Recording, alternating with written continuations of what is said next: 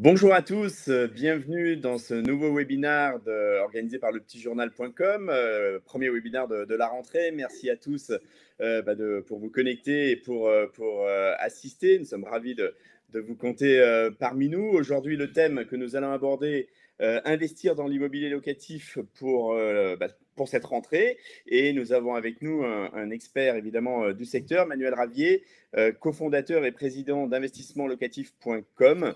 Entrepreneur, conférencier, investisseur en France depuis plus de 10 ans, qu'on connaît bien, qui a déjà intervenu avec nous. Et je pense que vous allez être nombreux à pouvoir lui poser vos questions. Vous avez un petit onglet questions, donc n'hésitez pas. Déjà, faites-nous un petit coucou, dites-nous où vous êtes, dans quel pays vous êtes, parce que j'ai vu qu'il y avait des gens qui étaient inscrits depuis aussi bien le continent américain que le continent asiatique. Donc faites-nous un petit signe, dites-nous où vous êtes avec l'onglet questions.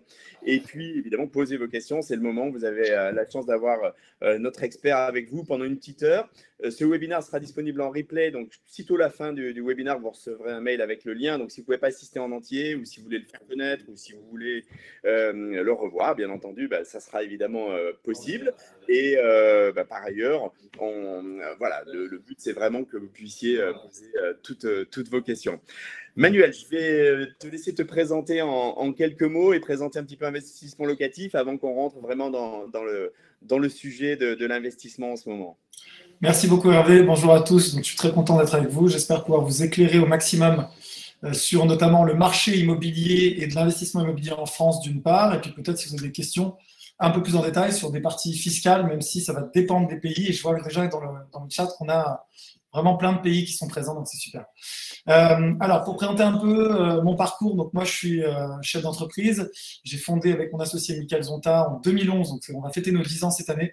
Une société, au début on était 2 sur un coin de bureau, aujourd'hui on va être environ 150.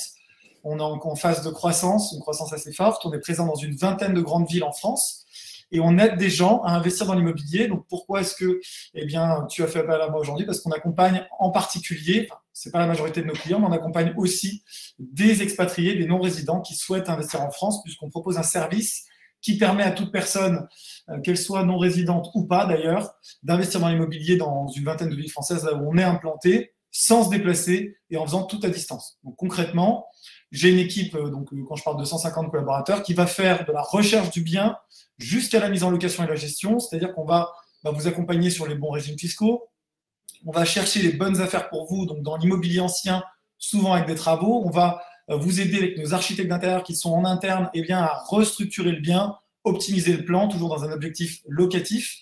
On va vous aider à le meubler, à le décorer, à suivre les travaux. Et ensuite, on va vous aider à le louer et à le gérer, donc l'exploiter. Donc voilà, de A à Z, on a des clients qui peuvent être jusqu'en Nouvelle-Zélande, donc à l'autre bout du monde, avec des fuseaux horaires et des décalages importants, et qui arrivent à tout suivre leur projet, que ce soit depuis notre application mobile, puisqu'on a depuis un certain temps déjà une application mobile où on échange avec vous et on peut tout suivre dedans, donc dans votre téléphone, ou votre interface en ligne.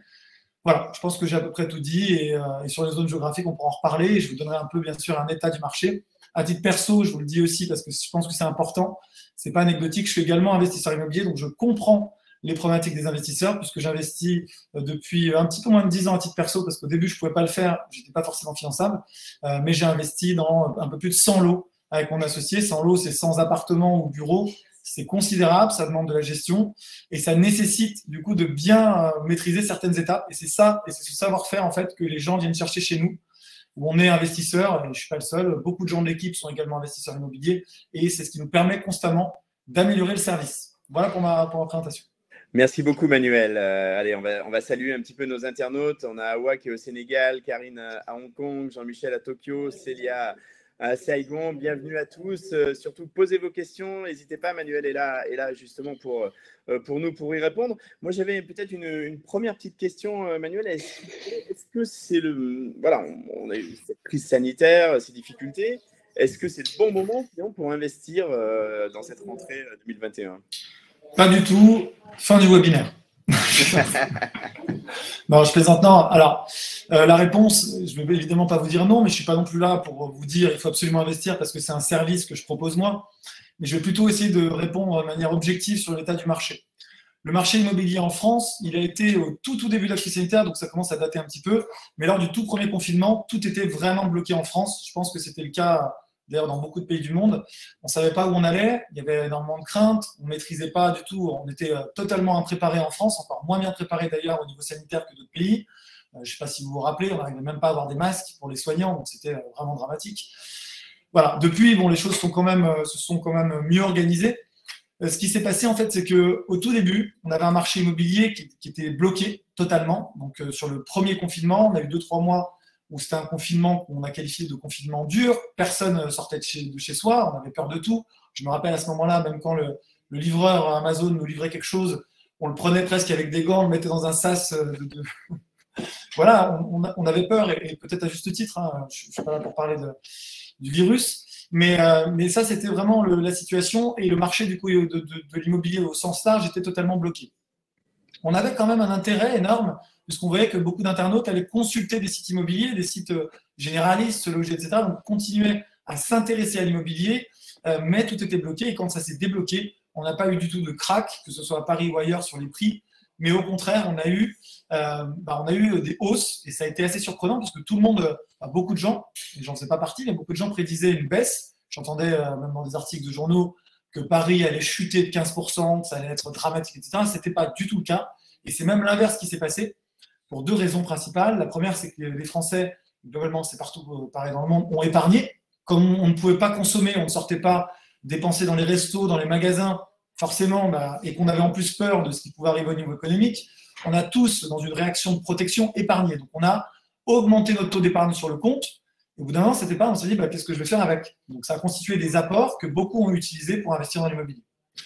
Le deuxième point, c'est que la consommation n'a pas repris, en tout cas pas dans les niveaux d'avant, tout de suite. Et donc, ça a poussé les gens à se dire, je vais avoir envie, avec cette épargne, je vais avoir envie, puisque je dépense moins, m'investir dans l'immobilier, peut-être de m'acheter une résidence secondaire. On a vu à ce moment-là que certaines zones géographiques en France ont plus progressé que d'autres.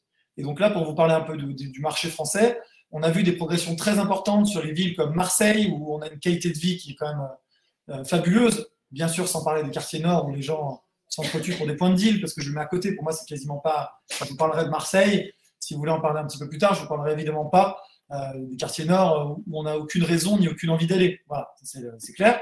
On a d'autres villes de province où on a une qualité de vie qui ont monté. C'est le cas de beaucoup de villes de province d'ailleurs, avec des hausses très importantes à Lyon, avec des hausses très importantes à Lille, à Montpellier, à Nantes. Voilà. Donc on a eu une poursuite finalement du cycle de hausse, de rattrapage des prix immobiliers de certaines villes de province qui restaient très abordables par rapport à Paris ou Bordeaux qui étaient déjà peut-être plus valorisés. Voilà, donc l'état du marché aujourd'hui sur le côté prix au mètre carré, pour résumer, si vous devez retenir un résumé en 2 minutes, le marché parisien a légèrement stagné depuis le début de la crise sanitaire en termes de prix. Il n'y a pas eu de franche baisse. Certains disaient qu'il y a une baisse de 1%. Globalement, ça restait flat. Là, on a des signaux de reprise de la hausse à Paris, intramuros. C'est assez nouveau. Ça fait 2-3 mois qu'on commence à avoir un frémissement et qu'on a une reprise de la hausse. Des villes de province avec des rattrapages très forts, notamment, je pense à Marseille. On a eu Lyon qui était déjà valorisé, mais ça s'est accéléré. On a eu Montpellier, Nantes, comme je l'ai dit, Lille, Rennes, enfin voilà, des villes qui sont agréables. Ça, c'est pour le marché immobilier au sens large qui se porte très bien avec une hausse finalement assez forte au sens large au niveau national sur les prix de l'immobilier. Maintenant, je vais vous parler du marché locatif qui nous intéresse particulièrement quand on parle d'investissement. Là, c'est un petit peu différent. Dans les confinements successifs, qu'est-ce qu'on a eu? On a eu un double effet. Le premier effet, c'était sur la demande. Nous, on l'a vécu, et en particulier à Paris, de personnes qui nous ont dit, voilà, moi, actuellement, je suis locataire. Mon entreprise me pousse à faire du télétravail à 100% pour l'instant, parce que les entreprises étaient fermées pendant certains confinements.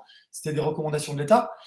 Je paye un loyer qui est très cher pour une surface qui est très petite, comme dans beaucoup de villes du monde. Je crois que New York, ça a été exactement le même schéma d'ailleurs, pour ceux qui sont peut-être aux États-Unis, et donc qui sont rentrés chez leurs parents, notamment des étudiants, des jeunes actifs, le temps que finalement la vie reprenne. Et là, on peut le comprendre parce que quand on paye un loyer élevé dans une ville qui est une ville fabuleuse, Paris, j'y vis, donc je peux vous dire que on peut trouver plein de choses à critiquer, mais la vie sociale est fabuleuse, la vie économique également est très favorable, et donc l'emploi. Mais si demain, vos employeurs vous disent vous pouvez retourner chez vous pendant 6 mois parce que pour l'instant, c'est les directives gouvernementales, et si tout ce qui est sympa dans la ville, les lieux culturels, si les lieux sociaux, les bars, les restaurants, voilà, vous ne pouvez plus voir vos amis, et vous êtes finalement enfermé dans une petite surface, oui, vous rendez l'appartement avec un préavis d'1 mois et vous dites je reviendrai dans 6 mois. Et vous épargnez le loyer en plus pendant la période. Donc c'est un peu ce qui s'est passé. Et on a eu un deuxième effet qui a pesé, c'est que Paris est la première destination touristique au monde, vous le savez. Et le problème, c'est que tout a été fermé. Donc énormément de logements qui avant étaient en Airbnb, les propriétaires se sont retrouvés un petit peu pris au piège parce qu'ils payaient leur crédit avec les loyers Airbnb, enfin les loyers de courte durée, pas de touristes, donc ils se sont dit je le remets en location longue durée en attendant. Et donc on a eu en plus de cette baisse de la demande locative, on a eu un afflux d'offres sur le marché issus de logements en location de courte durée. Donc les deux ont pesé sur le marché, ont pesé légèrement à la baisse sur les loyers ont légèrement baissé paradoxalement, et en plus de ça, on a eu un taux de vacances locatives qui a explosé, qu'en fait on ne connaissait pas à Paris. Parce que moi ça fait 10 ans que je fais de la gestion locative à Paris, on n'avait jamais vu ça. Voilà, donc un marché qui a été légèrement sinistré sur le côté locatif, qui a résisté sur le niveau de prix. Là, ça a quand même bien repris sur le locatif, pas au niveau d'avant, mais ça se passe quand même beaucoup mieux.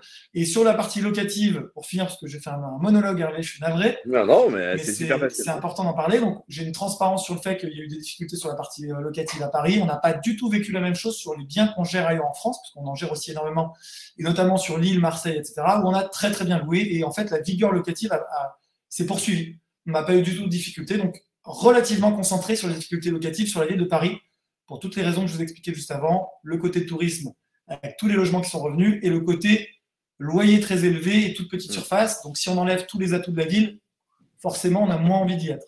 Et je vais vous dire, moi, d'un point de vue personnel, j'ai la chance, moi, d'avoir un logement fabuleux à Paris, un truc assez atypique. Je vis dans une ancienne usine, un loft réhabilité, etc. C'est pas pour vous raconter ma vie, mais j'ai une très grande surface. Et même dans les conditions comme ça, j'ai quand même souffert du confinement à titre personnel, où je me suis dit, voilà, je ne peux pas aller boire un verre avec mes amis, je ne peux pas sortir au restaurant. Tout ça est quand même limité. Donc à ce moment-là, ça nous renvoie les mauvais côtés de la grande ville, mais qui n'est pas limité à Paris. C'est le cas dans beaucoup de grandes villes du monde, et New York encore plus que Paris. Voilà, on s'est dit, mais qu'est-ce que je fous là à un moment? Forcément, on vous enferme entre 4 murs. Vous vous dites, mais pourquoi? Et donc voilà, donc c'est quelque chose de naturel à mon sens. Mais la vie économique a bien repris et les entreprises ont demandé, la plupart, dans la très grande majorité, ont dit à leurs salariés, on veut que vous reveniez au travail, il n'y aura pas de full télétravail. Et j'en parlais ce matin avec un investisseur, c'est aussi le cas d'ailleurs dans d'autres, quand on regarde ce qui se passe dans le monde entier, même les GAFA, qui sont des promoteurs du télétravail, donc Facebook, Google, vous pourrez le retrouver dans des articles, ont dit à leurs salariés, si vous faites du full télétravail, on va baisser votre rémunération. Bon, en France, on ne pourra pas le faire, et puis c'est pas une volonté, mais c'est pour vous dire qu'eux-mêmes se rendent compte, pourtant sur des professions très digitales, qui peuvent être faites à distance, que la cohésion, le côté social aussi, dans le fait d'être ensemble au bureau, ça favorise un esprit d'entreprise. Et donc, toutes les boîtes ont demandé à leurs salariés de revenir, avec certains des petits aménagements. Mais voilà, globalement, la tendance est quand même à ce que les gens soient revenus. Attends. Très bien, merci Manuel. On va prendre les premières questions de nos internautes expatriés. Posez bien vos questions, hein. Manuel va y répondre. Donc, j'ai une question de Jean-Michel, qui est à Tokyo, je crois, si j'avais bien vu, qui demande si on a un capital faible, est-il possible de faire des montages, par exemple de regrouper des investisseurs? Est-ce qu'il y a des possibilités de ce type? Alors, regrouper des investisseurs, ça veut dire, si je comprends bien la question, Jean-Michel, merci de l'avoir posée, c'est de peut-être investir à plusieurs pour justement mutualiser son capital. C'est assez compliqué parce que, on va peut-être en parler après, mais sur la partie financement en France, les banques françaises prêtent à des taux excellents, imbattables. On est autour aujourd'hui pour des résidents fiscaux français de 0,9% sur 20 ans, pour vous donner un ordre d'idée, ce qui est excessivement faible. Pour des non-résidents, on est un petit peu plus cher. Il y a une surprime si vous êtes non-résident qui va être de 0,30 à 0,50%. Donc vous allez emprunter globalement, si vous investissez en France, à un taux hyper compétitif de 1,20, c'est ce qu'on constate sur nos clients, 1,20 à 1,80, globalement, en tant qu'expat sur 20 ans. Ça reste très bon marché. En revanche, les banques françaises appliquent de nouvelles normes depuis environ 2 ans, des normes qui ont été imposées par le Haut Conseil à la stabilité financière, qui ont pour objectif justement d'encadrer un peu ce flux de crédit immobilier, parce qu'elles ont peur d'une surchauffe et que le marché immobilier français s'emballe à la hausse, parce que l'argent n'est pas cher, pour résumer. Et donc, en fait, elles vont vous demander des contreparties. Et Jean-Michel, c'est un peu là le problème, c'est que d'une part, l'argent n'est pas cher, mais d'autre part, il est de plus en plus compliqué d'emprunter. Et donc, dans ces cas-là, si vous êtes non-résident, les critères globaux, ça va répondre partiellement à votre question, globalement, elles vont demander aux non-résidents au moins 35% d'apport ou de contrepartie. C'est-à-dire que tout simplement, si vous investissez sur un projet à 200 000 euros tout inclus, achats, travaux, ameublement, frais de notaire, honoraires, avec nous par exemple, eh bien, la banque va vous demander au moins d'avoir en contrepartie 60 000 euros. Donc, elle ne vous demandera pas d'investir ces 60 000 euros forcément dans le projet, mais elle va vous dire, par exemple, bah, vous investissez 30 000 euros d'apport et vous placez 30 000 euros en bourse sur des supports qui vont vous rapporter. Ce n'est pas forcément négatif ce que je dis, mais qui sont au sein de la banque et que la banque puisse éventuellement le nantir. Voilà. Donc, c'est effectivement un frein, j'en ai conscience. Parfois, les gens me disent, mais pourquoi vous demandez 30% d'apport? Je voudrais investir avec 0% d'apport. Ce n'est pas moi, Manuel Ravet, qui le demande. Si demain, je tenais les ficelles d'une banque et que je n'étais pas contrôlé par l'État, mais je le serais si j'avais une banque, ce n'est pas le cas. Voilà, forcément, on a tous envie de vous dire, de vous apporter des bonnes nouvelles et pas des mauvaises, et de vous dire, vous apportez 0 et c'est magnifique. Malheureusement, il y a des contraintes réglementaires qui se mettent en place sur le crédit. Et donc, voilà, aujourd'hui, la réalité du marché, c'est qu'il vous faudra au moins, et en général, c'est même plutôt entre 30 et 40%, au moins 30-40% d'apport sur un projet. Tout n'est pas forcément en apport pur, mais vous pouvez investir sur des supports financiers qui vont être nantis. Des supports financiers qui vont rapporter aussi des intérêts éventuels. Du coup, tu as répondu à Célia également qui demandait si on pouvait contracter un prêt bancaire pour financer à 100% son crédit. Donc, la réponse est plutôt non. Voilà. Après, moi, pour vous dire, il y a toujours des cas, on va toujours me dire, mais c'est pas vrai, je connais quelqu'un qui… Oui, j'ai toujours des contre-exemples. J'ai été parfois très surpris. J'ai des clients qui sont chez BNP Paribas, traders à New York. Pourtant, New York, c'est les États-Unis, il y a encore des réglementations spécifiques. Et qui m'ont dit, moi, Manuel, j'ai apporté 5% sur le projet, j'ai un taux imbattable, meilleur que le tien. Ok, bah c'est génial, je suis très content. Mais si je vous dis ça, ça ne vous aidera pas, en fait. Parce que là, c'est un cas. Et je pense que, étant chez BNP Paribas, ce client-là devait connaître, j'en sais rien, des personnes qui l'ont aidé là-dessus. Mais ce n'est pas du tout la norme. La norme, et mon but n'est pas de vous vendre du rêve et que vous soyez derrière déçus. Nous, on peut étudier, on a des partenaires qui sont très bons sur le financement, on fera tout ce qu'on peut pour vous aider en direct avec des banques ou avec des partenaires courtiers. Donc, n'hésitez pas à nous solliciter, ça ne vous engagera à rien. Donc, la situation de chacun s'étudie sur le financement, mais je ne suis pas là pour vous vendre du rêve et vous dire que c'est facile. Donc, voilà, investir à plusieurs pour répondre à la question de Jean-Michel, parce que je n'ai finalement pas répondu, c'est possible, mais surtout dans des relations familiales. Dès qu'on sort du carcan classique de la SCI familiale ou de l'investissement familial, vous rajoutez une contrainte supplémentaire à la banque, il y a une diode rouge qui s'allume en plus et qui dit attention, parce que si les associés de la SCI ne s'entendent pas demain et que ce n'est pas la même famille, ça va être compliqué, etc. Donc, je ne dis pas que c'est impossible. Ça s'étudie là aussi, Jean-Michel, mais ce n'est pas la situation la plus simple pour les banques. Voilà. Très bien, allez, on va continuer avec les questions des internautes. N'hésitez pas à poser bien vos questions, parler de vos projets, profitez que Manuel soit là avec nous. Louis nous pose une question autour du système des loueurs meublés non professionnels. Dont le déclaratif réel est limité aujourd'hui par l'État à 23 000 euros par an. Et il demande, est-ce que le système en loueur meublé professionnel finalement est plus intéressant? Quel est ton point de vue, Manuel, sur ces solutions? Alors, en fait, le droit immobilier est mouvant. C'est-à-dire que la fiscalité aussi. Malheureusement, ça change tout le temps. Et je sais que la France, ce n'est pas le plus simple parce que ça change encore plus souvent. La question qui est posée par Louis, et bonjour Louis, elle est effectivement pertinente puisqu'il y a environ 2 ans et demi, 3 ans, on a eu un petit changement législatif qui a entraîné des conséquences assez importantes finalement. Parce qu'avant, en fait, on pouvait être non-résident et être LMNP sur des niveaux plus élevés. Effectivement, depuis, on a un barème à 23 000 euros de loyer encaissé annuel.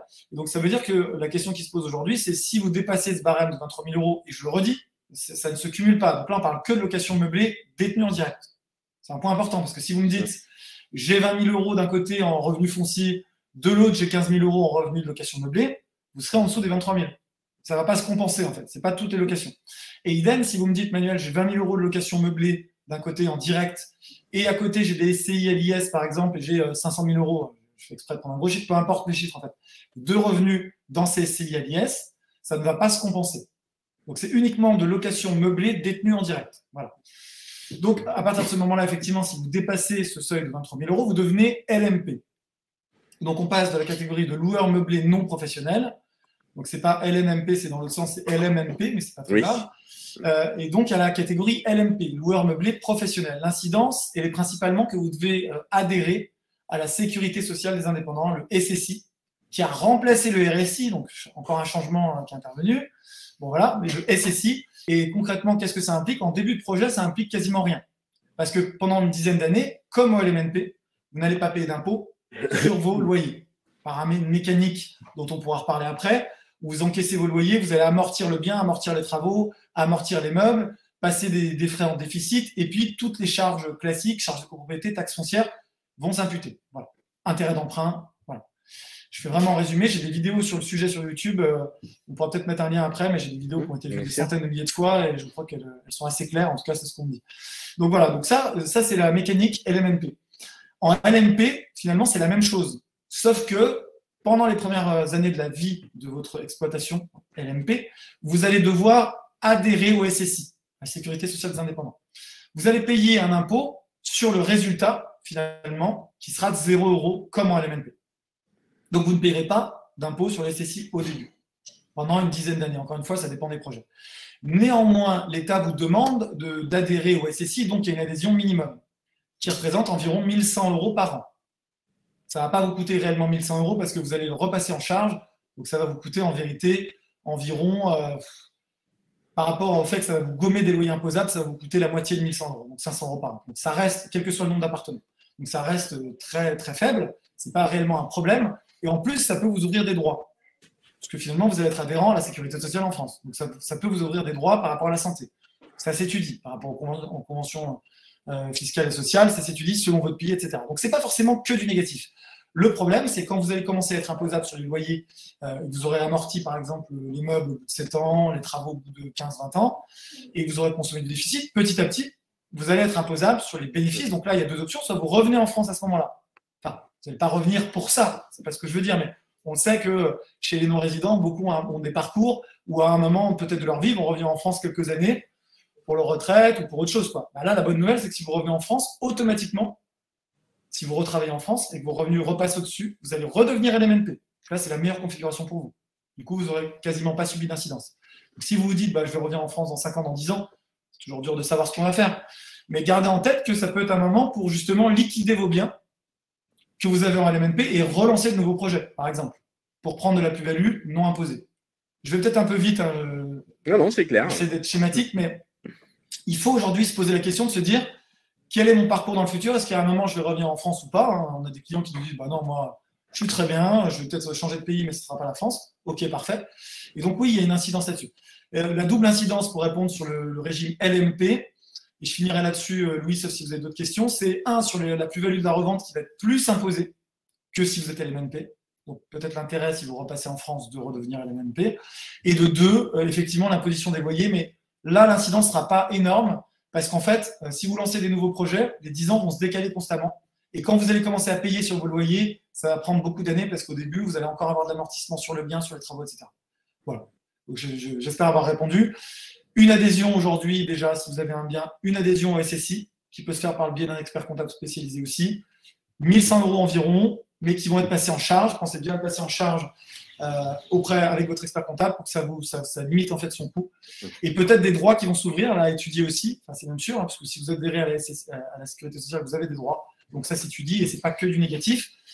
Avec l'idée en tête qu'à la sortie, vous paierez plus d'impôts sur la plus-value, donc là, effectivement, c'est défavorable. Voilà. Et les solutions, peut-être, c'est se dire qu'on va faire, soit je me dis, je vais revenir en France à un moment, donc j'ai ça en tête, et je me dis que c'est à ce moment-là que je vais déboucler mes investissements immobiliers et liquider peut-être des biens, en LMNP du coup, parce que quand je reviens en France, je vais repasser à LMNP. Soit je me dis que je fais 20 000 € par exemple de loyer en location meublée, et ensuite je bascule sur des régimes de SCI, LIS par exemple. Voilà. Très bien, allez, on va reprendre les questions. Posez bien vos questions, les internautes. Je vous rappelle également que ce webinaire sera disponible en replay si vous ne pouvez pas assister intégralement ou si vous venez de prendre en cours de route. On a Sandrine qui, en Australie, qui demande, elle dit, j'ai entendu parler de la loi Lunel, en quoi ça consiste? Alors, je ne sais pas. Je ne connais pas, est-ce que ce n'est pas plutôt la loi Pinel? À mon avis, c'est plutôt la loi Pinel, exactement. Ouais. Est-ce que c'est un dispositif qui peut s'appliquer aux Français de l'étranger? Non, mais même pour des Français de la France, je ne le conseille pas. Je vais vous dire très simplement pourquoi. Effectivement, il y a énormément de vendeurs de Pinel qui peuvent être des gens très bien, hein, je ne suis pas là pour les critiquer, et qui, en général, sont d'excellents commerciaux. Moi, j'avais fait un rendez-vous mystère dans une boîte de vente de Pinel. C'était incroyable parce que j'avais envie de signer, quoi. Alors que pourtant, j'ai quand même fini par pas signer, je vous rassure. C'est mieux de faire un Pinel quand on est résident. C'est pas. Quand vous êtes résident fiscal en France, vous payez vos impôts en France. Ça peut avoir un intérêt parce que vous allez gommer de l'impôt en France. Si déjà vous êtes non résident, vous n'avez aucun intérêt à le faire parce que vous gommez même pas d'impôt en France. Voilà. C'est la première chose. Mais même pour des résidents fiscaux français, le problème du Pinel, c'est que c'est des logements neufs et que souvent vous allez acheter trop cher. C'est-à-dire qu'il y a une prime en fait sur les logements neufs. Vous allez payer c'est un peu comme acheter une voiture neuve. C'est génial hein, quand on est passionné d'auto, mais vous sortez de la concession, vous avez perdu 20%. Et c'est un peu pareil sur les logements en Pinel. Donc déjà, on est sur des montants très importants d'immobilier. Vous allez acheter trop cher. En un. En deux, c'est des logements neufs. Donc souvent, les promoteurs construisent là où ils peuvent construire. Donc pas sur des terrains qui sont très centraux dans la ville. Souvent, on va vous dire, bah, c'est Paris. En fait, c'est pas Paris, c'est le fin fond d'Aubervilliers. Ce qui n'est pas grave. Mais ce qui n'est pas grave en soi, on peut par stratégie investir au fin fond d'Aubervilliers, mais avec des prix du fin fond d'Aubervilliers, pas avec des prix parisiens. Donc c'est un peu le problème déjà. Ça, c'est le second problème. Et le troisième, c'est que vos loyers sont encadrés. Et donc finalement, sont encadrés très très bas par un mécanisme de loi Pinel. Donc vous n'allez pas être rentable. Voilà. Et le cinquième et dernier problème, c'est que vous allez être impérativement en location vide, en location nue. Or, la location nue, c'est des revenus fonciers et c'est très imposé. Donc en fait, pour schématiser, on va vous donner un avantage fiscal quand vous êtes résident fiscal français. Si ce n'est pas le cas, vous n'aurez pas cet avantage sur votre impôt sur le revenu. Mais de l'autre côté, on va vous dire, vous avez des loyers, je vous impose. Donc on va vous reprendre un impôt. Alors que ce n'est pas le cas en location meublée. Donc en fait, voilà, je pense que j'ai à peu près tout dit. Après, comme je dis toujours, il ne faut pas être borné. C'est mieux de faire un Pinel quand on est résident fiscal français, sinon ça n'a aucun intérêt, que de ne rien faire. Enfin, un bon Pinel. Il y a aussi vraiment des arnaques où on vous vend des trucs surcotés dans des zones vraiment pourries. Donc ça, c'est toujours à éviter absolument. Mais il vaut mieux faire un bon Pinel que de ne rien faire. Mais l'investissement dans l'ancien est beaucoup plus intéressant pour des raisons notamment fiscales. Aussi parce que vous allez pouvoir investir dans des centres-villes, donc avec de très bons emplacements demandés, donc vous revendrez mieux dans le futur. Vous aurez des biens qui sont plus patrimoniaux, vous aurez une meilleure demande locative et vous allez pouvoir acheter, et nous c'est ce qu'on propose à nos clients, des bonnes affaires sur le marché, donc pas acheter à un prix supérieur au marché, pas acheter à un prix marché, mais acheter même inférieur du fait qu'il y a des travaux. Donc nous, ce qu'on va proposer à nos clients, on va essayer de saisir des successions, des choses où les gens veulent vendre vite, qui détiennent depuis de nombreuses années, qui n'ont pas été rénovées, et donc on va acheter au bon prix, donc le mieux possible sur le marché, on va restructurer le bien pour créer de la valeur avec les travaux. Vous pourrez regarder sur notre site investissement-locatif.com dans les réalisations pour voir un peu de quoi on parle, parce que c'est vrai qu'il n'y a pas de slide. Vous verrez nos réalisations et vous verrez un peu. Voilà, donc c'est pas forcément ce que je vous conseillerais le Pinel aujourd'hui. D'accord. Donc vous privilégiez l'ancien avec des travaux. Manuel, tu viens d'expliquer pourquoi.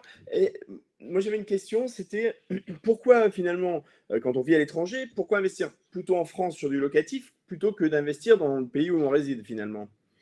C'est une bonne question, hein. C'est une question que toute personne qui vit à l'étranger doit se poser. Et je ne vais pas vous dire il faut absolument investir en France. Je vais vous dire peut-être des atouts de la France, mais d'autres pays ont des atouts aussi.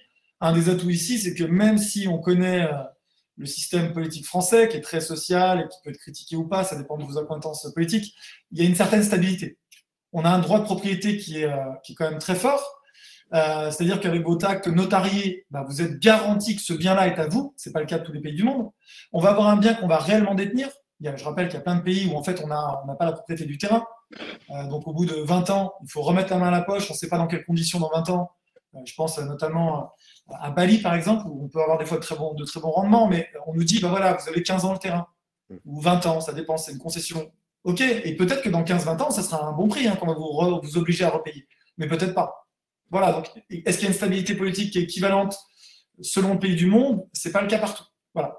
Mais donc il faut bien maîtriser, la réponse est peut-être celle-là, il faut bien maîtriser le côté juridique selon les pays, et puis être sûr de ce qu'on fait, quoi. Je vais prendre un exemple, peut-être un dernier exemple. On m'a proposé d'investir au Mexique, à Tulum. Donc j'ai regardé, j'ai dit, waouh, sur le papier, c'est génial, etc. Je vais juste vous dire pourquoi moi, je ne l'ai pas fait. Au final, sur le papier, c'était super. Et en plus, il y avait le côté rêve.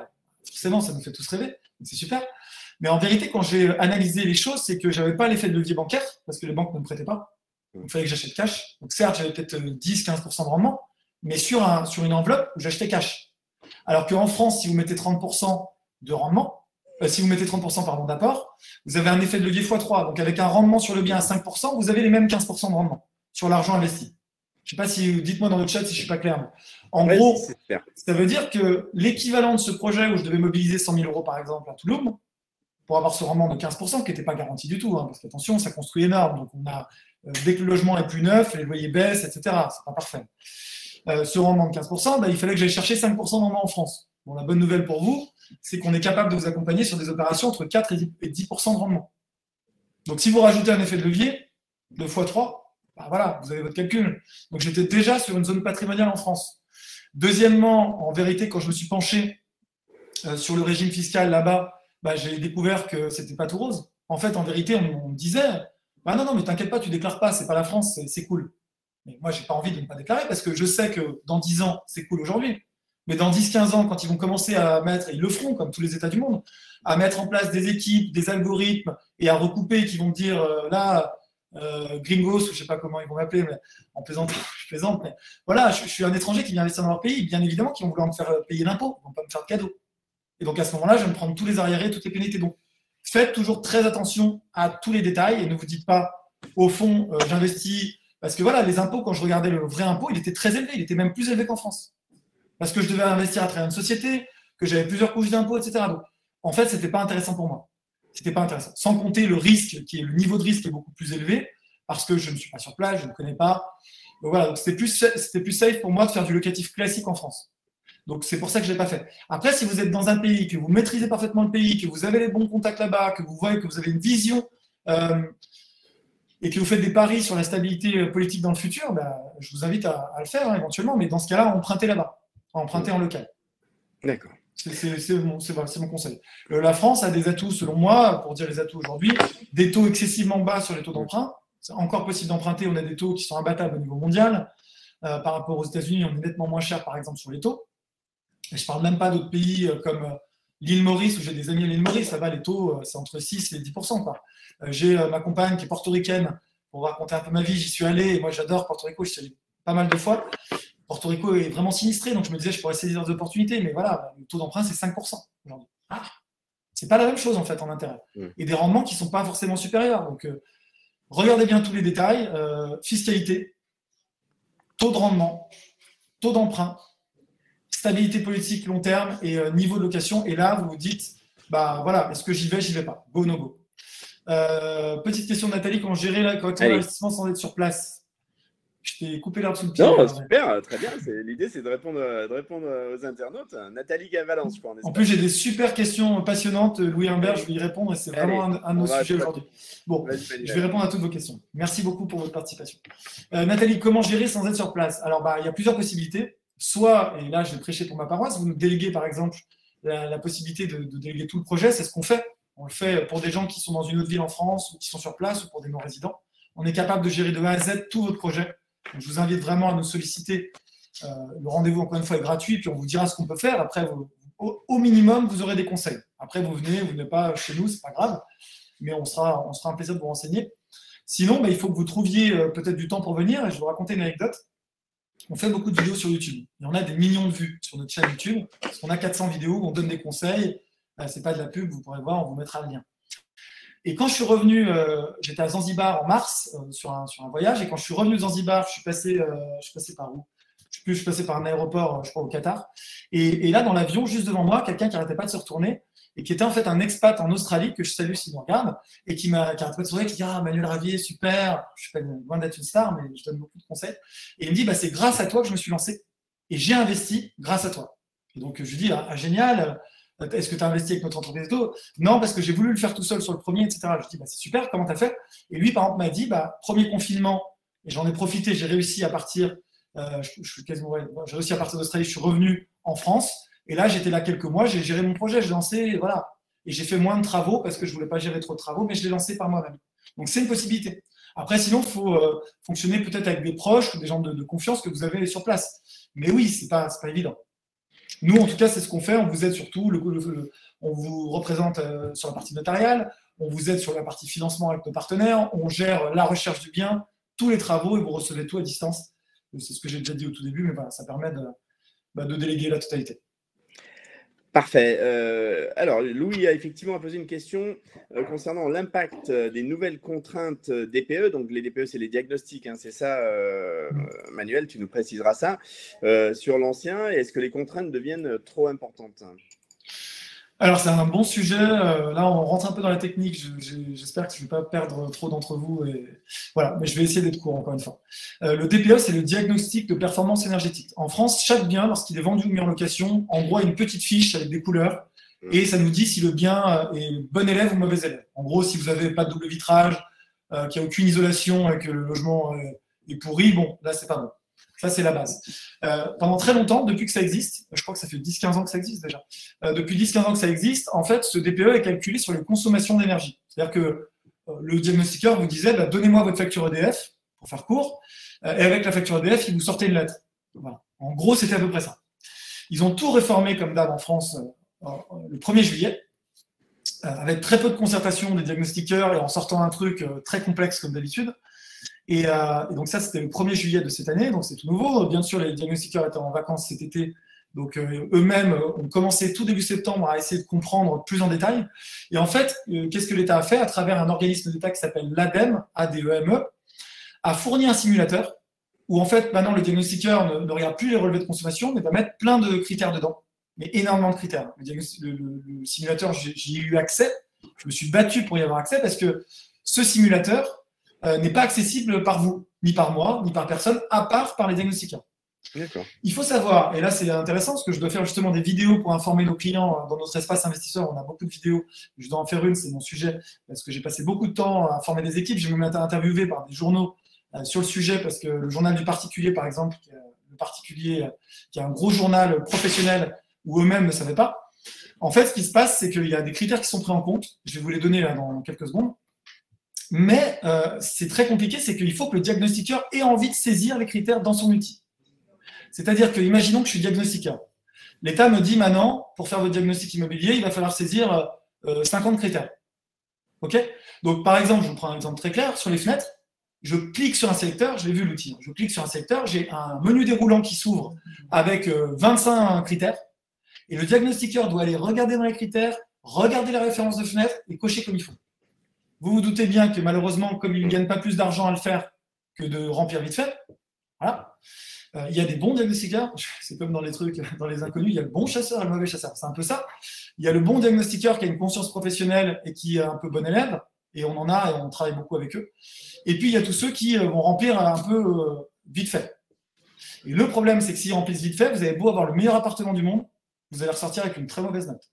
Ce qui fait que concrètement, à Paris, région parisienne, dans l'ancien, entre 70 et 90%, on n'a pas encore de stats officielles, mais je vous l'ai dit parce que je parle avec les diagnostiqueurs, des logements anciens sont classés G, la pire lettre. Pas parce qu'ils sont pourris, parce que quand on coche, c'est classé G. Je vais vous prendre un autre exemple. Chez moi, pour vous parler de mon logement où j'habite, 2 ans avant que je rentre dedans, donc je l'ai depuis 2 ans, donc il y a des travaux très très très importants qui ont été faits il y a 4 ans, des travaux de luxe, on va dire. L'ancien propriétaire était un chef d'entreprise qui a fait des travaux somptuaires. Il a fait 2500 € de travaux au mètre carré, donc voilà. Et il y a une isolation excellente qui a été posée chez moi. Je le sais parce que quand j'ai percé pour installer ma télé, il y avait une épaisseur comme ça, de polystyrène, etc. Et je dis, putain, j'ai jamais vu ça, quoi. Pourtant, je suis dans les travaux, donc c'est bon. Et pourtant, si demain je fais un diag, je vais avoir une mauvaise note. Pourquoi? Parce que une fois qu'on fait les travaux comme il faut pouvoir le prouver. Donc le diagnostiqueur aujourd'hui va me dire, Manuel, il ne va pas s'amuser à percer tous mes murs, hein, il a une chose à faire, et il n'a pas le droit. Il va me demander de sortir les factures, et il va regarder les références qui sont inscrites sur les factures. Aujourd'hui, c'est ça qui fait foi. Donc, par exemple, nous, dans nos factures de travaux pour nos clients investissements locatifs, avant, on écrivait changement fenêtre, enfin, pas nous, hein, c'est les artisans qui écrivaient changement fenêtre double vitrage. En vérité, ça ne suffit pas, parce que ça dépend de la référence de la fenêtre. Donc, jusqu'au 1er juillet, on s'en foutait de la référence de la fenêtre. On voyait que c'était une fenêtre de qualité double vitrage, on pouvait avoir la référence, nous on les contrôlait, mais ce n'est pas le sujet. Mais si on envoie tout ça aux diagnostiqueurs aujourd'hui, ils vont nous mettre une mauvaise note, parce qu'ils n'ont pas la référence exacte avec le coefficient R de déficience, etc. Donc là, on est en train de tout regarder, de changer les factures, pas d'échanger pour mentir, évidemment pas, mais pour documenter. Quand c'était écrit fenêtre, maintenant, il faudra qu'on rajoute, même sur les anciennes factures, fenêtre, coefficient X, Y, Z, blablabla, et revoir le diagnostiqueur. Voilà. Donc, je ne sais pas si je suis très clair, c'est un peu complexe, Mais je vais quand même vous dire, parce que c'est ce qui vous intéresse, donc déjà, il n'y a pas de drame, je vous rassure. Donc, la conséquence est dramatique. Vous n'avez plus le droit de louer les logements qui sont classés G à partir de 2023, officiellement. Mais là où il n'y a pas de drame, c'est qu'en vérité, pour gagner des lettres, c'est tout à fait faisable. J'ai fait tous les essais, toutes les simulations qui soient dans les simulateurs pour avoir les bonnes réponses. Et en 1, c'est l'isolation. En 1, le plus important, c'est d'avoir une VMC I-B, donc un label de VMC, la ventilation. Parce que l'État ne veut pas que pour ventiler, on ouvre les fenêtres. Parce qu'il estime que quand on ouvre la fenêtre, on perd de la chaleur. Et je ne porte pas de jugement. Mon avis perso, c'est que ça va dans le bon sens. On veut moins polluer pour prendre soin de la planète. Personne ne pourra dire que c'est une connerie de faire ça. En tout cas, sauf les climato-sceptiques. Mais en tout cas, ce n'est pas mon cas.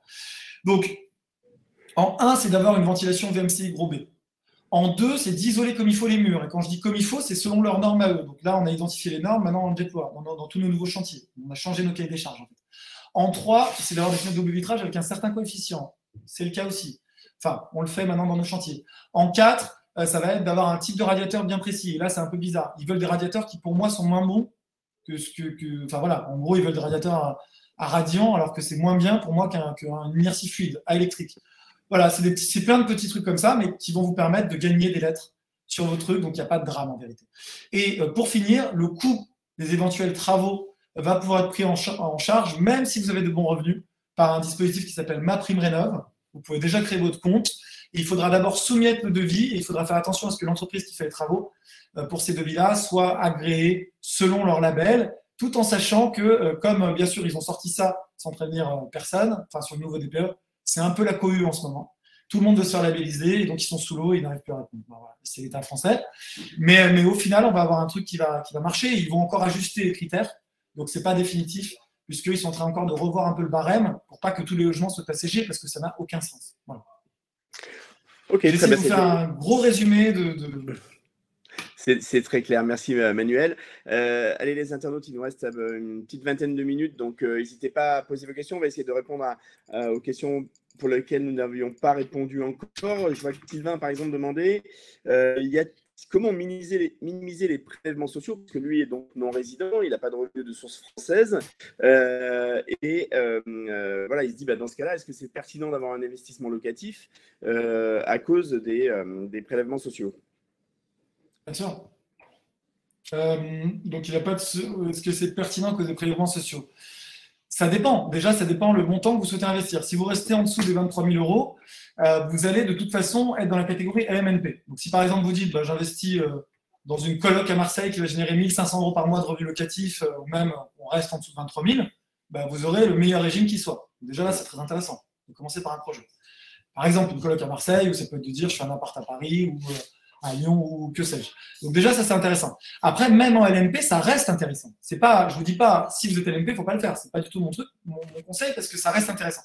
Et après, si vous souhaitez vous protéger de la fiscalité, il faudrait qu'on étudie ensemble, peut-être si vous prenez un rendez-vous, encore une fois, on vous conseillera là-dessus, mais peut-être que selon votre situation, ce sera plus intéressant de faire une SCI-LIS pour de la transmission. Donc il y a des solutions pour répondre. Ça dépend des cas particuliers, mais est-ce que c'est pas intéressant? Non, je pense que c'est toujours intéressant d'investir dans l'immobilier, même si on paye un peu d'impôts.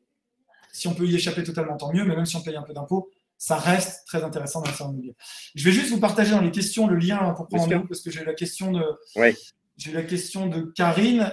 Karine qui nous demande, ça m'intéresse, parce que moi je suis là, bien sûr, pour vous donner un max de conseils, mais je suis très content si des personnes sollicitent notre équipe. Le coût de la prestation, on facture un pourcentage du montant total du projet qui est d'un peu plus de 8% du montant total du projet, donc sur tous les postes, puisqu'on va suivre tout le projet. Et il faut savoir que ces frais passent en déduction en charge, que vous soyez au LMNP, au LMP ou au SCI-LIS. Donc en vérité, par rapport à si vous faisiez votre projet tout seul, donc sans avoir de frais, ça ne va pas vous coûter 8% en réel, mais selon le taux d'impôt, ça va vous coûter environ 4%. Donc voilà. Et on vous les fait gagner sur toute expertise, sans parler même des heures économisées. Donc bon, ça sera à vous d'en juger. Mais pour avoir un rendez-vous, je vous ai posté le lien là dans le chat. Oui. Vous pouvez prendre un rendez-vous gratuit en visio, bien évidemment. On sera très content de vous apporter du conseil de la valeur et puis de voir ce qui est faisable en fonction de vos projets. Alors, Nathalie me demande... Ah, pardon, Hervé. Non, vas-y. Alors, qu'est-ce qu'elle demande, Nathalie? Le prix au mètre carré, c'est ça, pour les travaux? Alors, le prix au mètre carré pour des travaux à Marseille. Alors, ça, je vais vous raconter une anecdote. Quand on a commencé, on était à Paris, intramuros. Ensuite, on a ouvert des villes. Et à Paris, les travaux sont plus chers. Pourquoi? Parce que les surfaces sont petites. parce que bosser dans Paris, c'est plus cher, le coût de la vie est plus élevé pour les artisans, c'est plus dur de se garer, ils prennent des amendes toute la journée, c'est vraiment leur quotidien. À Paris, on va être ça va dépendre de ce qui est fait, hein, évidemment, mais sur une rénovation complète, environ entre 1000 et 1200 euros le mètre carré.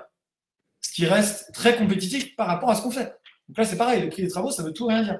Des gens qui peuvent me dire, c'est hyper cher, moi je peux en faire pour 300 euros le mètre. Moi aussi, je sais mettre un coup de blanc pour 300 euros le mètre. Mais quand on refait plomberie, électricité, et que vous repartez sur un logement refait à neuf à Paris, encore une fois, sur des surfaces qui sont petites, c'est un très bon prix pour la qualité qu'on délivre. Ensuite, si vous êtes à Marseille, on va être beaucoup moins cher. Pourquoi? Parce que là-bas, les artisans travaillent sur des surfaces qui sont plus grandes. Donc, il y a une économie d'échelle. Ils font quand même qu'une salle de bain, par exemple, qu'une cuisine avec plus de surface à rénover. Mais voilà. Et on va être ça va vraiment dépendre des projets et de ce qu'il y a à faire, mais entre 500 et 1000 euros le mètre. Voilà. Sur une réno complète, on est souvent autour de 700, 800 euros pour une rénovation complète. Et est-ce que quand tu conduis les projets, quand tu conseilles les internautes, quelle est la part qu'il faut consacrer aux travaux? C'est-à-dire, est-ce que finalement j'achète un bien qui coûte 100 000 et j'ai 200 000 de travaux, ou ça, par exemple, c'est pas le bon schéma? Alors, il ne faudra jamais que les travaux soient trop importants pour une première raison, c'est pour une raison pour les banques. Les banques vont refuser de vous financer une opération, en règle générale, hein, encore une fois, vous allez toujours me trouver le contre-exemple, mais si vous arrivez voir la banque, vous dites j'achète un bien 100 000 et je fais 100 000 de travaux, elle va refuser pour une raison très simple, c'est que c'est risqué pour elle. Pourquoi? Parce que moi, je suis une banque. Je vais te prêter Hervé et je vais te dire, tu as un bien et tu me dis que la valeur aujourd'hui est de 100 000. Mais qu'est-ce qui me prouve à moi, banque, que demain, en rajoutant 100 000 de travaux, le bien vaudra 200 000? Tu vois? Et donc, je prends mon hypothèque sur un bien et ça se trouve, le bien après travaux vaudra 150 000 dans le calcul banque. Et donc, si tu ne payes pas ton crédit, je suis exposé à un risque. Donc, en règle générale, il y a des ratios et elles vont vous demander qu'il n'y ait pas plus de 30-40% de travaux de l'enveloppe totale. D'accord. Encore une fois, je vous donne des grandes logiques. Après, ça dépend vraiment de nos clients. Il y a des clients qui veulent très peu de travaux et on sait faire. Parfois, on vend aussi des biens qui peuvent être vendus sans travaux. Mais fiscalement, c'est intéressant d'avoir des travaux quand même. Voilà. Bien sûr. Donc, ça va dépendre. Et nous, ce qu'on regarde, je finis là-dessus, excuse-moi, mais on est vraiment sur l'opportunité. Moi, ce qui m'intéresse, c'est pas de faire des travaux pour faire des travaux, c'est de faire le minimum de travaux pour optimiser votre loyer et que vous soyez rentable et que vous ayez un bien qui soit valorisé. Si ça nécessite 200 euros par mètre de travaux parce que le bien est déjà super, qu'on peut en faire un truc super, qu'on va faire une belle déco, qu'on met un coup de blanc et que la cuisine est déjà bien, je ne vais pas vous dire on change la cuisine si elle est bien. Donc notre conseil à nous, ça va être de vous dire là c'est top, on va mettre un coup de blanc, on aura moins de travaux sur ce projet-là, mais c'est pas grave, on va vous faire une super déco, moins de travaux, vous allez être rentable, ça va être super. Tu vois? Donc c'est vraiment il faut étudier cas par cas. Parfait. Michel demande, puisqu'on parlait de travaux, il demande si la prime à la rénovation pour les habitats anciens offerte par l'ANA est facilement accessible. Est-ce que c'est une bonne idée? Est-ce que les Français de l'étranger, les non-résidents y ont accès? Alors, tout ce qui est état français, c'est jamais facile. Déjà. Non, j'exagère un peu. En fait, MaPrimeRénov', j'ai l'impression, encore une fois, c'est quelque chose d'assez nouveau. Et vous pourrez regarder le site en ligne, MaPrimeRénov', c'est le site de l'État. Ils essayent de faciliter les choses. L'ANA, en règle générale, le problème, c'est que vous avez deux problèmes. C'est un peu comme dans la DEFIS, c'est ce que je vous ai dit pour le Pinel. Les entreprises qui sont validées par l'État comme labellisées MaPrimeRénov', elles ont tendance à doubler leur prix. Donc en fait, vous avez une prime, mais vous payez 2 fois plus cher. Donc c'est pas intéressant. Vous voyez, c'est ça qui est un peu dur. Nous, donc moi, je suis en train de faire valider des entreprises avec qui on bosse qui étaient déjà RGE, de manière à ce qu'elles sont déjà RGE, donc elles savent déjà travailler la thermique, elles sont déjà accréditées par l'État, elles sont en train de rajouter l'accréditation qui est un détail sur MaPrimeRénov'. Donc on va pouvoir le faire. Mais le but, tout l'enjeu de l'investisseur, c'est de se dire j'ai l'entreprise qui est agréée et elle ne me vend pas 2 fois plus cher parce qu'elle est agréée. Vous voyez, c'est un peu comme le Pinel. Comme j'ai l'avantage fiscal Pinel, on me vend plus cher. Parce que le promoteur sait que je suis aveuglé par cet avantage fiscal. Donc voilà, ça c'est la première réponse, c'est qu'il faut quand même bien regarder les prix de travaux. Parce qu'il peut y avoir des tendances, malheureusement, chez certaines entreprises, de se dire, comme j'ai le coup de tampon de l'État, je me fais plaisir. Bon, ça c'est le premier point. Le deuxième point, c'est qu'il faut bien faire valider le devis avant de démarrer les travaux. Et là, il va falloir bien suivre comment ça va se passer parce que vous perdez du temps. Et tout le temps qui est perdu, c'est des loyers potentiellement perdus. Parce que l'État va vous dire, attendez, avant de démarrer, on a qu'on vous valide. Ils font traîner. Eux, ils s'en foutent, c'est pas leur argent, les loyers perdus. Mais vous avez un crédit qui court. Donc, encore une fois, si pour une prime de 2 000 €, MaPrimeRénov', vous attendez 3 mois, vous les avez perdus en loyer, en fait. Donc, voilà, il y a un bon équilibre à faire. Mais pour résumer, allez sur le site MaPrimeRénov'. Vous verrez que comme d'hab, c'est pas facile. Enfin, c'est pas simplifié parce que ça dépend de votre coefficient familial, de toute votre situation. Ils ont mis des couleurs. Enfin, c'est une usine à gaz. C'est-à-dire que vous allez être labellisé rose, jaune, bleu. Enfin, ça dépend de votre situation fiscale. Vous serez probablement rose. Je crois que c'est le truc le plus haut quand on gagne le plus ou qu'on a le moins besoin d'aide. Mais néanmoins, vous aurez des aides. Donc, ça reste quelque chose à actionner. Mais il faut le faire dès le départ. Dès que vous êtes propriétaire, créez votre compte, actionnez ces aides-là et, voilà. Et ne pas attendre en lançant au dernier moment parce que là, vous allez être bloqué. Voilà. Très bien, merci beaucoup. Allez, les internautes, on nous reste une petite dizaine de minutes. C'est le moment de poser vos dernières questions. Profitez de la présence de Manuel avec nous. Moi, j'avais une question, en fait, Manuel, c'était est-ce que finalement, aujourd'hui, dans la situation actuelle, il vaut mieux privilégier de l'investissement locatif ou d'autres types de placements, la bourse quel serait ton conseil sur ce plan-là? Franchement, je ne me permettrai pas de donner un conseil pour deux raisons. Un, je ne suis pas spécialiste de la bourse. J'essaye péniblement de m'y mettre à titre perso, mais la bourse est très haute et ça me fait peur, mais ça c'est à titre perso. Mais le sujet surtout, c'est que moi je vends de l'immobilier, je vends de l'investissement immobilier. Donc si je suis très mal placé pour vous dire de manière impartiale, n'investissez pas en bourse. Donc je ne me ferai pas. Et je pense que c'est bien d'être diversifié. Donc l'immobilier a des atouts sur la partie effet de levier du crédit notamment. Voilà. Et c'est quelque chose de très sécurisé par rapport à d'autres placements. C'est surtout les atouts. Après, je n'opposerai pas les deux. Et je pense que ça dépend de la taille du patrimoine, mais que quand on a un certain patrimoine, c'est important d'être investi sur plusieurs valeurs. J'avais même fait sur la chaîne YouTube des vidéos sur l'investissement dans l'or physique. J'étais allé voir des vendeurs d'or, etc. Parce que j'avais placé un peu d'épargne, une petite partie de mon épargne en or. Pour l'instant, je ne suis pas gagnant. Mais voilà, je pense que c'est sage, plus on a de patrimoine, de diversifier, de ne pas mettre tous ses œufs dans le même panier. Mais ce qui est super avec l'immobilier, c'est que vous pouvez emprunter en fait, pour le faire. Donc alors que dans d'autres placements, vous allez placer l'argent que vous avez. Alors que là, vous allez apporter un apport, mais après, vous investissez de l'argent que vous n'avez pas encore. Donc ça, c'est un point important. Et je voulais répondre à une question sur le choix des banques que j'ai vu tout à l'heure. En fait, ça dépend vraiment des niveaux de patrimoine. Donc, loin de moi l'idée de vous dire il faut être milliardaire pour investir. Mais on a tout type de clients chez Investissement Locatif. On va de personnes, de jeunes actifs qui démarrent dans la vie et c'est super. On commence à les accompagner sur le développement de leur patrimoine à partir de, parce que je n'avais pas parlé, à partir de 100 000 euros seulement d'investissement. Je ne parle pas de votre épargne, d'un projet à 100 000 euros. Donc, achat, travaux, ameublement, rénovation, etc. 100 000 euros de ticket d'entrée. Donc, on commence sur ce ticket d'entrée-là qui est très abordable par rapport au fait que vous pouvez emprunter. Hein. C'est pour ça que je vous dis que c'est abordable. Sinon, 100 000 euros, c'est beaucoup d'argent. Et on va sur des projets à plusieurs millions d'euros. Et ce n'est pas la même typologie de clients. Et pour répondre à la question des banques, il y a des banques adaptées selon votre niveau de revenu, votre travail, votre métier, etc. Donc, je ne conseillerais pas la même chose selon votre situation personnelle. Et notamment sur des personnes qui ont la chance de très très bien gagner leur vie. Et je pense à des chefs d'entreprise, je pense à des gens qui sont dans la finance ou dans d'autres métiers, des cadres supérieurs. Voilà, moi j'ai aujourd'hui des contacts dans des banques privées que je partage sans prendre de commission auprès de la banque. Je le dis, c'est même pas. Voilà, mais parce que s'ils arrivent à financer, c'est intéressant pour nous. Et qui font des montages absolument géniaux où on apporte 0 euros. 0 euros d'apport sur le projet. En échange, la banque va vous demander de placer. Mais vous placez sur ce que vous voulez en fait en bourse. Donc souvent, c'est des profils qui de toute façon investissent en bourse. Donc au lieu d'investir en bourse sur Bourse Direct, ils vont investir avec cette banque. La banque va être contente parce qu'elle voit que vous jouez le jeu et que vous êtes vraiment client et elle va vous prêter 100% en face. Vous apportez 0 euros. Donc, c'est incroyable. Donc, chaque banque est différente et la bonne réponse, c'est qu'il faudra trouver une banque adaptée à votre situation et nous, on vous aidera au maximum. En tout cas, on fera tout notre possible là-dessus. Deuxième question sur la partie financement que j'ai vue. J'ai 44 ans, 45 ans. Est-ce que je peux encore emprunter? Ah oui, vous pouvez emprunter, même sur 20 ans. Et pour vous répondre, j'ai mes parents qui ont construit une maison il y a 2 ans. À 60 ans, à un peu plus de 60 ans, ils ont fait un crédit sur 15 ans, donc jusqu'à 75. Et j'ai même des exemples de personnes encore plus âgées qui, à 65 ans, faisaient des crédits. Voilà. Donc, ce n'est pas un problème. Simplement, vous payerez plus cher en assurance d'emprunteur. Et il faudra peut-être étudier comment l'optimiser. On pourra en parler aussi ensemble. On vous conseillera aussi là-dessus, parce que ça peut faire une grosse différence. Mais voilà, vous pouvez emprunter à 44 ans. Bien sûr, vous êtes très jeune. C'est une bonne nouvelle. Et vous pouvez emprunter. Et vous êtes même très jeune à 55 ans ou à 60 ans. Aujourd'hui, on le voit. On vit beaucoup mieux et il n'y a aucun sujet, il n'y a pas de sujet d'âge. Simplement, oui, si vous commencez à avoir 65-70 ans, vous aurez des durées d'emprunt qui seront beaucoup plus courtes et les banques ne vous prêteront pas sur 30 ans. Voilà. On a une question de Sylvain qui demande s'il est intéressant d'investir dans les places de parking, sur Paris notamment. Je ne sais pas si c'est quelque chose que tu connais, que tu as regardé. Ouais, alors moi je suis pas vraiment fan des places de parking pour 2 raisons. Bon, la première, c'est qu'on ne sait pas trop ce qui va se passer. Alors, oui. sur les voitures à Paris. Je ne sais pas si vous suivez, mais Eh on oui. est quand même passé à 30 km/h de vitesse maximale la semaine dernière.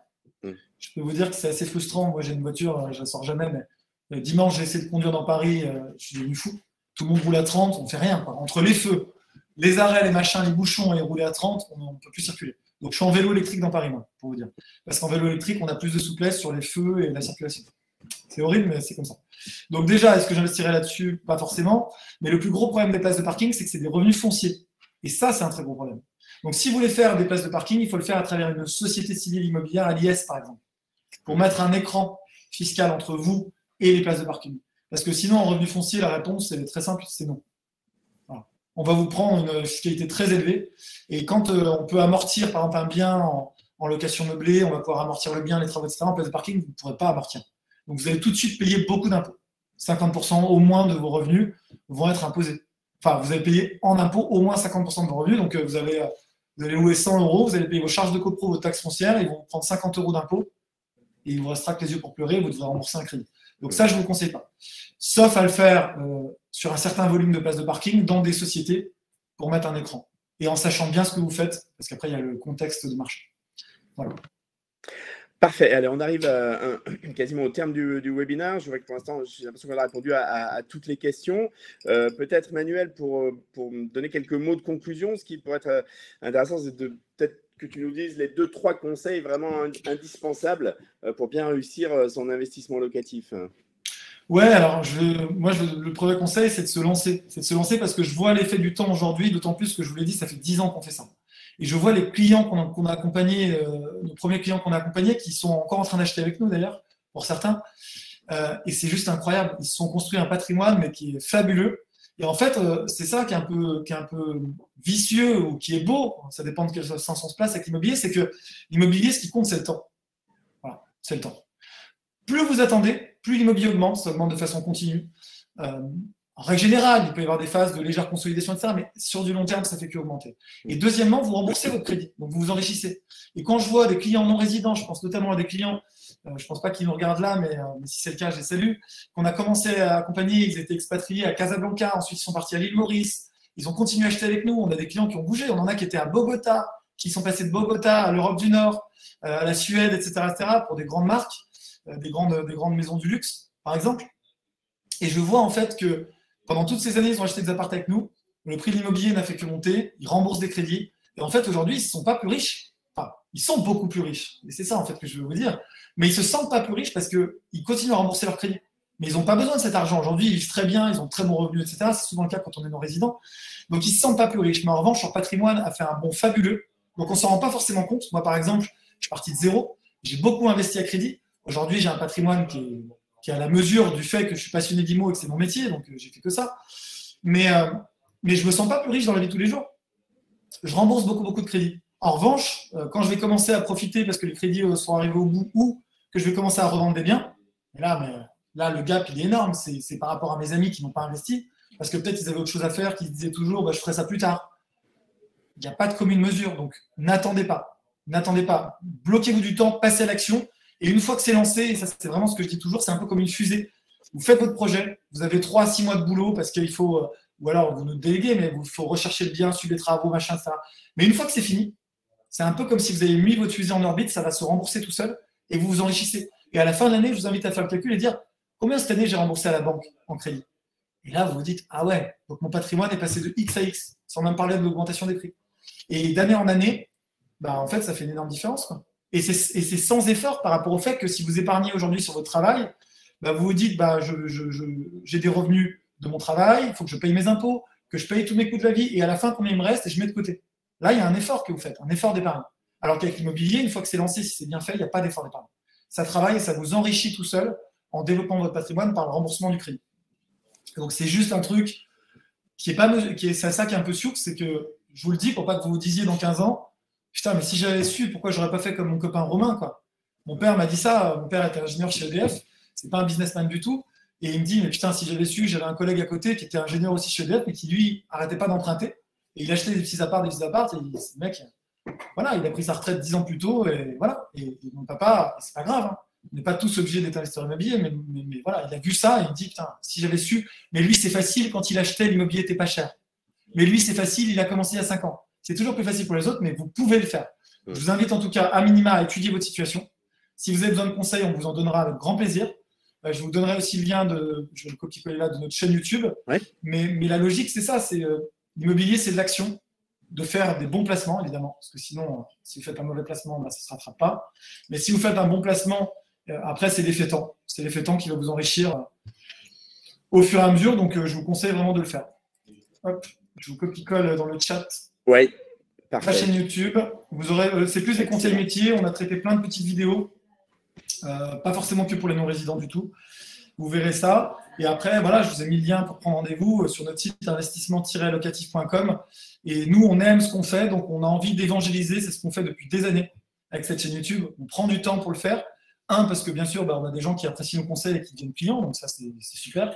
Mais aussi parce qu'on a la possibilité derrière d'aider des gens à changer leur vie financière, avec l'immobilier. Et même s'ils ne deviennent pas clients, quand je rencontre la personne dans l'avion et qui me parle pendant 2 heures de ce qu'il a fait grâce, quelque part, aussi à nous, grâce au fait qu'il ait passé à l'action, mais aussi grâce à nous, je suis fier, quoi.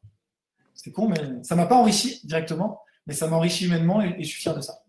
Voilà, donc mon conseil, c'est formez-vous, notamment avec nos vidéos, ça suffit largement. Mon associé a écrit un bouquin. Je vous invite à commander pour 20 €, ça ne m'enrichit pas énormément non plus. Mais voilà, ça s'appelle Vive l'immobilier et vive la rente de Michael Zonta. Je vais le mettre là, vous pouvez le trouver un peu partout. Et voilà, dedans, il y a les fondamentaux. Je vais vous l'écrire. Et vous avez la méthode. Voilà. Super, le message est bien passé. Merci beaucoup Manuel Ravier, cofondateur et président d'investissementlocatif.com. Merci à tous les internautes d'avoir partagé ce moment avec nous. J'espère et je pense que vous avez appris beaucoup de choses sur l'investissement en immobilier locatif. On vous donne rendez-vous très bientôt pour d'autres webinaires. Ce webinaire sera disponible en replay dans quelques minutes, donc vous allez recevoir le mail. Si vous voulez le faire connaître à vos amis, si vous voulez le revoir, évidemment, n'hésitez pas à contacter, bien entendu, Manuel chez Investissement Locatif. Et puis, lepetitjournal.com, on vous donne rendez-vous tous les jours, bien entendu, pour des nouvelles un petit peu partout dans le monde. Bonne journée pour certains, bonne soirée pour d'autres. À très bientôt. Au revoir Manuel, merci beaucoup. Merci à tous. À bientôt.